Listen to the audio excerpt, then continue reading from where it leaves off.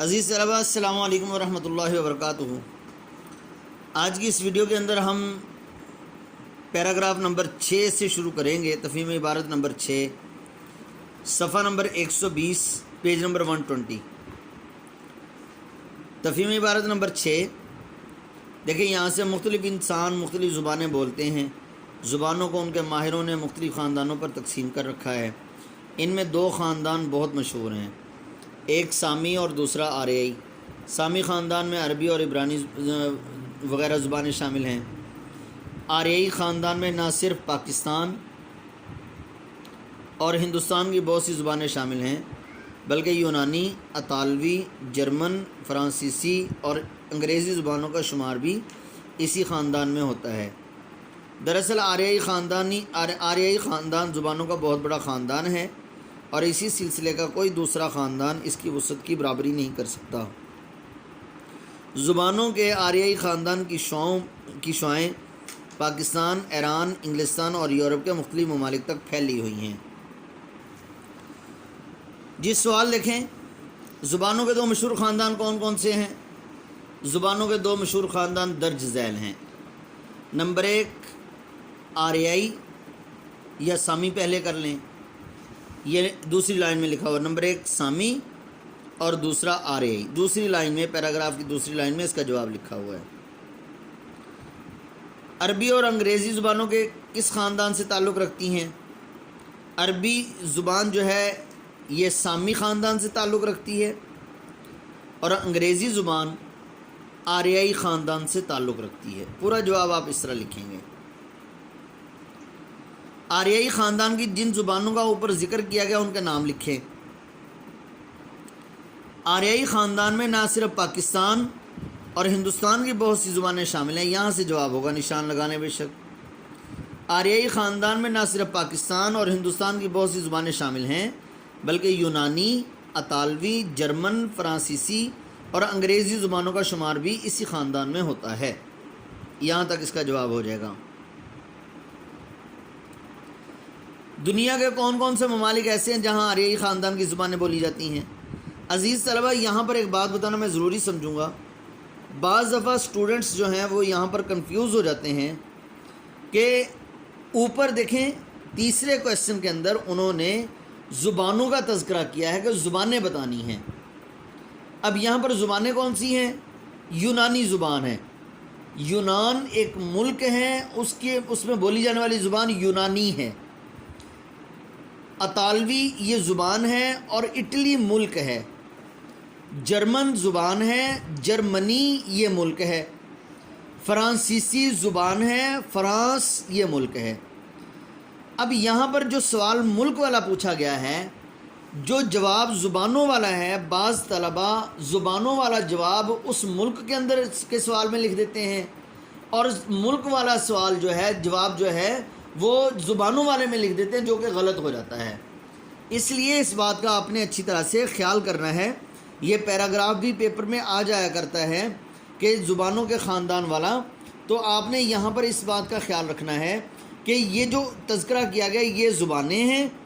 پھر سوال سمجھے کہ کون کون سے ممالک ایسے ہیں جہاں آریائی خاندان کی زبانیں بولی جاتی ہیں۔ دنیا کے درج ذیل ممالک میں آریائی خاندان کی زبانیں بولی جاتی ہیں۔ پاکستان اور ہندوستان، ایران، انگلستان اور یورپ کے مختلف ممالک میں آریائی خاندان کی زبانیں بولی جاتی ہیں۔ یہ جواب بھی ٹھیک ہے۔ دوسرا جواب ہم اس کا یہ بھی بتا سکتے ہیں کہ پاکستان، ہندوستان، یونان، اٹلی، جرمنی، فرانس اور انگلینڈ یعنی انگلستان میں آریائی خاندان کی زبانیں بولی جاتی ہیں۔ ہماری قومی زبان کس خاندان سے تعلق رکھتی ہے؟ ہماری قومی زبان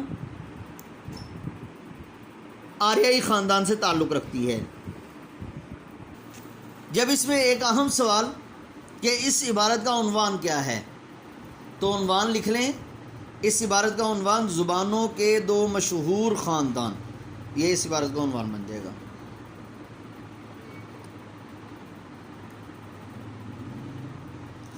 پیراگراف نمبر 7، ہم اثروں اور ہم چشموں کی رقابت پرانی چیز ہے اور ہمیشہ چلی آتی ہے۔ جہاں تک مجھے ان سے گفتگو کا موقع ملا اور بعض اوقات چھیڑ کر اور قرید کر دیکھا اور ان کی تحریروں کے پڑھنے کا اتفاق ہوا، مولانا اس عیب سے بری معلوم ہوتے۔ کون سا عیب؟ یہ جو ہم چشموں کی رقابت یعنی دشمنی وغیرہ۔ ہم زمانہ لوگ جیلسی بہت زیادہ ہو جاتی ہے، مراد اس سے یہ ہے کہ اچھا وہ تو ایسے ہی ہے، ہم کہہ دیتے ہیں وہ تو ایسے ہی ہے، اچھا وہ اب کیونکہ میرے زمانے کا آدمی ہے تو اس لیے شیطان جو ہے یہ بات ذہن میں ڈال دیتا ہے کہ کسی کی تحقیر یعنی کہ کسی کو حقارت کی نظر سے دیکھنا کہ میرے سے بڑا تو وہ شاعر نہیں ہو سکتا، میرے سے بڑا تو وہ ٹیچر نہیں ہو سکتا، میرے سے قابل نہیں ہو سکتا، اس طرح کر کے یہ ہم چشموں کی ہم اثروں کی رقابت ہوتی ہے۔ تو یہ مولانا سے مراد مولانا الطاف حسین حالی اس عیب سے بری تھے۔ محمد حسین آزاد نے مولانا شبلی کی کتابوں پر تبصرے کیے، کیسے اچھے تبصرے لکھے ہیں اور جو باتیں قابل تعریف تھیں ان کی دل کھول کر داد دی ہے، مگر ان بزرگوں میں سے کسی نے بھی مولانا کی کسی کتاب کے متعلق کچھ نہیں لکھا۔ لاہور میں کرنل ہال رائٹ کی زیر ہدایت جو جدید رنگ کے مشاعرے ہوئے ان میں آزاد اور حالی دونوں نے تباہ آزمائی کی۔ برکھا رت، حب وطن، نشاط امید اسی زمانے کی نظمیں ہیں۔ آزاد اپنے رنگ میں بے مثل نثار ہیں، یہ لفظ نثار نہیں پڑھنا آپ نے، اس کو آپ نے نثار پڑھنا ہے۔ نثار ہیں مگر شعر کے کوچے میں ان کا قدم نہیں اٹھتا۔ لیکن مولانا کی انصاف پسندی ملاحظہ کیجئے کہ کیسے صاف لفظوں میں اس نئی تحریک کا سہرا آزاد کے سر باندھا ہے۔ سوال نمبر 1، اس عبارت کا عنوان، 2 عنوان بنیں گے اس کے۔ مولانا الطاف حسین حالی کی انصاف پسندی، دوسرا عنوان ہے مولانا الطاف حسین حالی کی منصفانہ تبصرہ نگاری۔ یہ دیکھیں، منصفانہ انصاف سے، منصفانہ تبصرہ نگاری۔ اس عبارت میں مولانا سے مراد کون ہے؟ اس عبارت میں مولانا سے مراد مولانا الطاف حسین حالی ہیں۔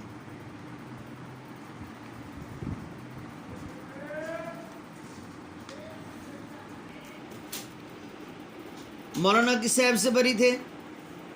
مولانا یہ دیکھیں پہلی لائن کے اندر جواب لکھا ہوا ہے، اس کے ساتھ ایک لفظ کا اور اضافہ کرنا ہے۔ مولانا ہم اثروں اور ہم چشموں کی رقابت اور بیجا تنقید کے عیب سے بری تھے۔ بس اتنا سے جواب ہوگا اس کا۔ چوتھا سوال دیکھیں، جدید رنگ کے مشاعروں میں کس قسم کی نظمیں پڑھی جاتی ہیں؟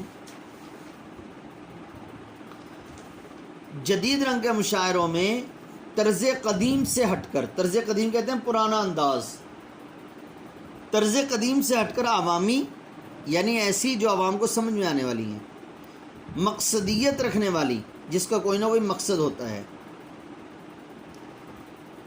جدید رنگ کے مشاعروں میں عوامی، مقصدیت رکھنے والی اور فطرت سے قریب کی نظمیں پڑھی جاتی تھیں۔ حالی کی نظمیں برکھا رت، حب وطن، نشاط امید اسی زمانے کی نظمیں ہیں۔ یہ اس جواب کے اندر شامل ہو جائے گا۔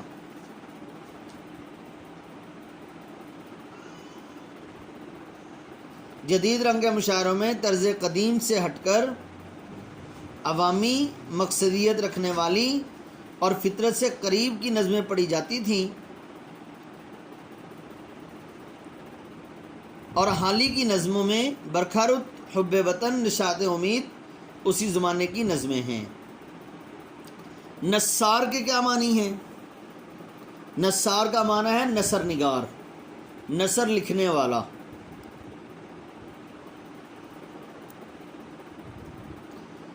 مگر شعر کے کوچے میں ان کا قدم نہیں اٹھتا۔ کہ معنی بتائیے؟ مطلب یہ ہے کہ مولانا محمد حسین آزاد نثر تو اچھی لکھ لیتے تھے، مگر ان کے اندر شعر کہنے کی صلاحیت نہیں تھی۔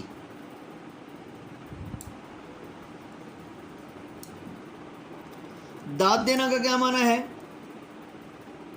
داد دینا کا لفظی معنی ہے تعریف کرنا۔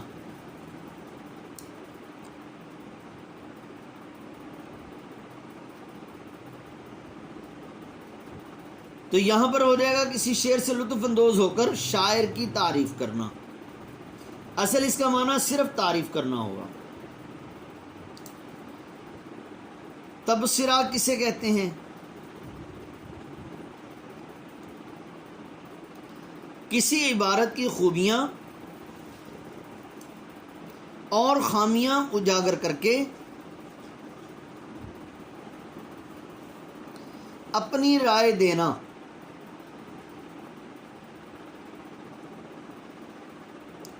یعنی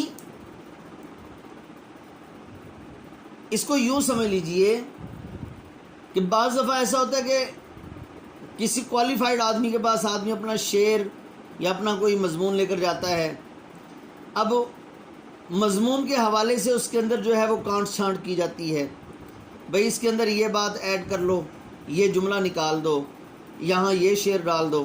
اب یہ سب کا سب یہ تبصرہ ہے۔ یہ تو کسی بھی مضمون، کسی شعر، اس کی خوبیاں اور اچھائیاں اجاگر کر کے، خوبیاں اور خامیاں اجاگر کر کے اس پر اپنی رائے کا اظہار کرنا، اپنی رائے دینا تبصرہ کہلاتا ہے۔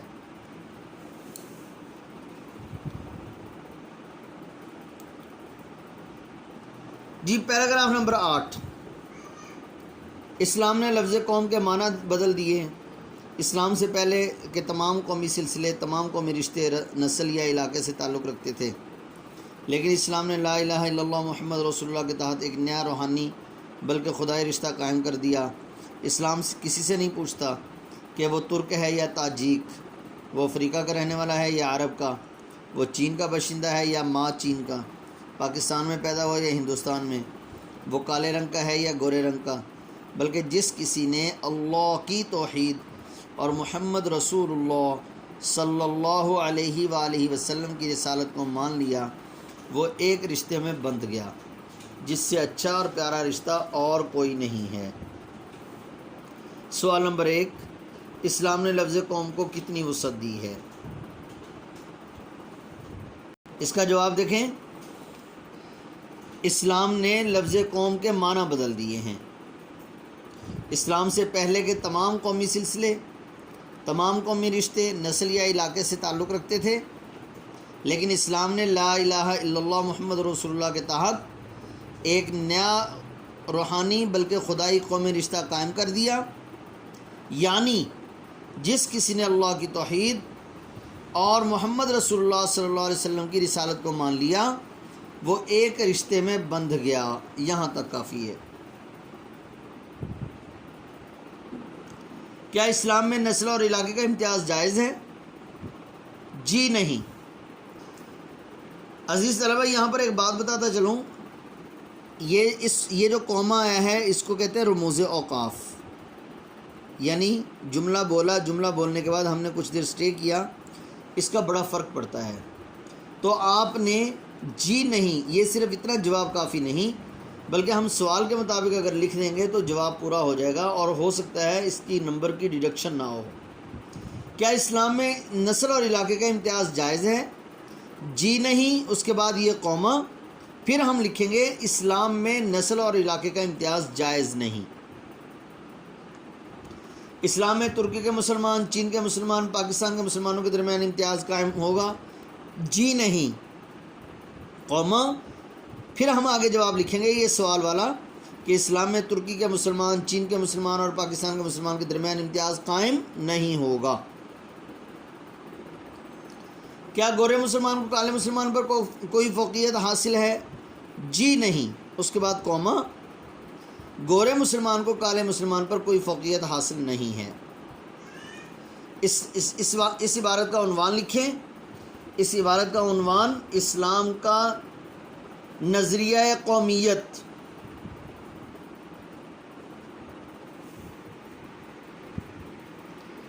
اسلام کا تصور قومیت، یہ بھی اس کا عنوان بن جائے گا۔ تو عزیز طلبہ، ہم نے اس ویڈیو کے اندر 3 پیراگراف پڑھے، اس سے آپ نے گھبرانا نہیں ہے، ایک ایک لائن کا جواب ہے، بلکہ بعض جواب تو ایک ایک لفظ کے ہیں، اور آپ نے اس کے اندر سے ہی آپ نے تلاش کرنا ہے۔ بہت ہی آسان ہے، اور یہ پیراگراف آ جایا کرتے ہیں پیپر کے اندر، آپ نے ان کو اچھی طرح سے یاد کر لینا ہے۔ السلام علیکم ورحمۃ اللہ وبرکاتہ۔